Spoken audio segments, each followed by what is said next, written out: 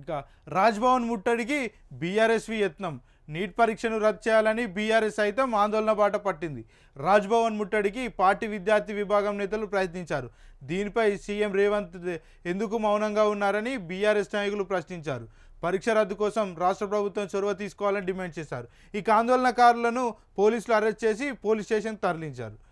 ఇక 0.001% నిర్లక్ష్యం ఉన్న చర్యలు తీసుకోండి. కేంద్ర ప్రభుత్వం ఎన్డీఏకు మరోసారి సుప్రీం నోటీసులు. నీట్ పరీక్ష వివాదంపై సుప్రీంకోర్టులో ఇవాళ విచారణ జరగనుండగా కేంద్ర ప్రభుత్వానికి నేషనల్ టెస్టింగ్ ఏజెన్సీకి కోర్టు మరోసారి నోటీసులు జారీ చేసింది. ఆరోపణలపై 2 వారాల్లో జవాబు చెప్పాలని ఆదేశించింది. విద్యార్థుల కష్టాన్ని మర్చిపోకూడదని, పరీక్ష నిర్వహణలో తప్పు జరిగితే తప్పు అని చెప్పాలని, తీసుకునే చర్య గురించి చెప్పాలని ఎన్డీఏకు సూచించింది.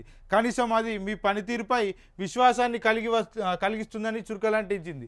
0.01% నిర్లక్ష్యం ఉన్న ఎన్డీఏ చర్యలు తీసుకోవాలని ఆదేశిస్తూ తదుపరి విచారణను జూలై 8 వాయిదా వేసింది.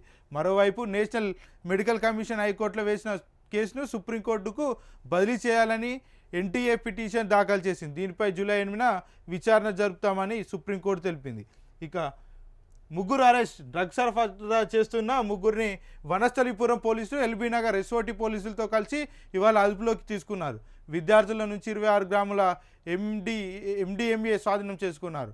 డ్రగ్స్ను కర్ణాటక నుంచి హైదరాబాద్కు తరలిస్తున్నట్లు గుర్తించారు.